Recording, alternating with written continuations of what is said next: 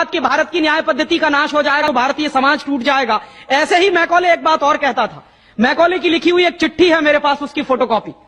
London में एक library है, उसका नाम है इंडिया ऑफिस लाइब्रेरी, वहां से मैंने निकलवाई है। इंडिया ऑफिस लाइब्रेरी में से ऐसे कुछ 50,000 से ज्यादा डॉक्यूमेंट्स मैं निकाल के लाया और वहां के कई लोगों की मदद से हमने वो निकलवाए हैं। तो उनमें एक चिट्ठी है मैकॉले की, वो उसके अपने पिताजी को उसने लिखी है। जब वो यहां ऑफिसर बन के आया है तो मैकॉले क्या लिख रहा है कि भारतीय समाज को अगर बर्बाद करना है तो भारतीय न्याय पद्धति बर्बाद करो। तो वो करने के लिए उसने आईपीसी बना दिया, सीआरपीसी बना दिया, सीपीसी बना दिया और बर्बाद हुई। दूसरी बात वो कहता था कि भारतीय समाज को बर्बाद करना है तो भारतीय शिक्षण पद्धति का नाश करो। तो मैकॉले कहा करता था कि जो भारतीय शिक्षण पद्धति है, वो खुद मानता था इस बात को, यह दुनिया की सबसे ज्यादा विकसित और सबसे अच्छी पद्धति। क्या होता था, यहां गुरुकुल चलते थे, गुरुकुलों में विद्यार्थी पढ़ते थे और विद्यार्थी 20 साल तक, 25 साल तक ब्रह्मचर्य का पालन करते हुए शिक्षा ग्रहण करते थे, संस्कार मिलते थे और वो संस्कार लेकर समाज में जाते थे। उन्हीं संस्कारों से संस्कृति बनती थी और वही संस्कृति भारतीय संस्कृति कहलाती थी। ऋषि थे, मुनि थे, बड़े बड़े ज्ञानी थे, महात्मा थे, वो गुरुकुलों को चलाया करते थे और सारे के सारे गुरुकुल जो चला करते थे उनमें वेदों का अध्ययन, पुराणों का अध्ययन, उपनिषदों का अध्ययन, जो भारतीय ज्ञान है, जो भारतीय मनीषा है, उन्हीं सबका अध्ययन संस्कृत के माध्यम से कराया जाता था। मैकॉले ने क्या किया कि गुरुकुलों का नाश अगर करना है तो उसने एक कानून बनाया। क्या कानून बनाया? संस्कृत में जितने विद्यालय इस देश में चलते थे, हिंदुस्तान में अंग्रेजों के जमाने में, उन सबको उसने इल्लीगल घोषित किया, गैर कानूनी।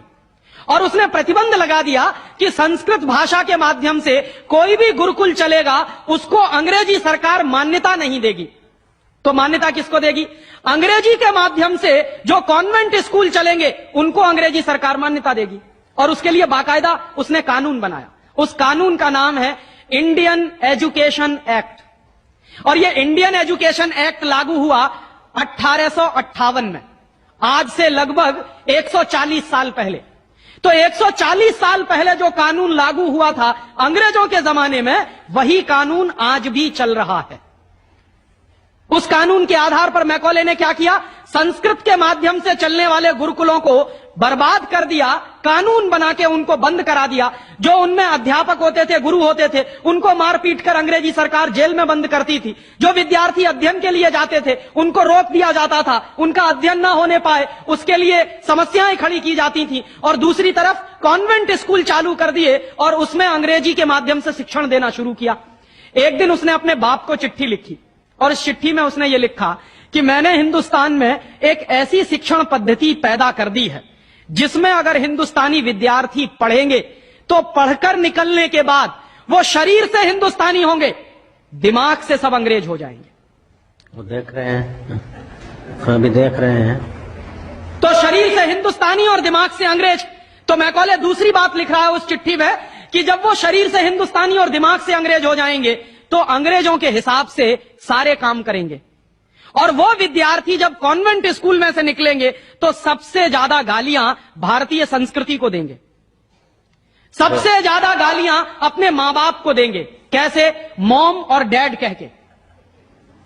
डैड माने होता है मरा हुआ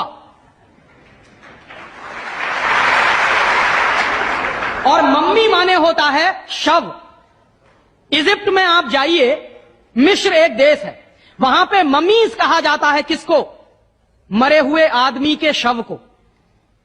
तो हमारी मां हो गई मम्मी और पिताजी हो गए डैड। आया कहां से ये? मैकॉले ने डाल दिया हमारे दिमाग में। और मैं ये कहता हूं कि मैकॉले तो मर गया, उसका बाप भी मर गया, सब मर गए, भगवान उनकी आत्मा को शांति दे, लेकिन उसकी जो आत्मा है वो हम सब में प्रवेश कर गई है।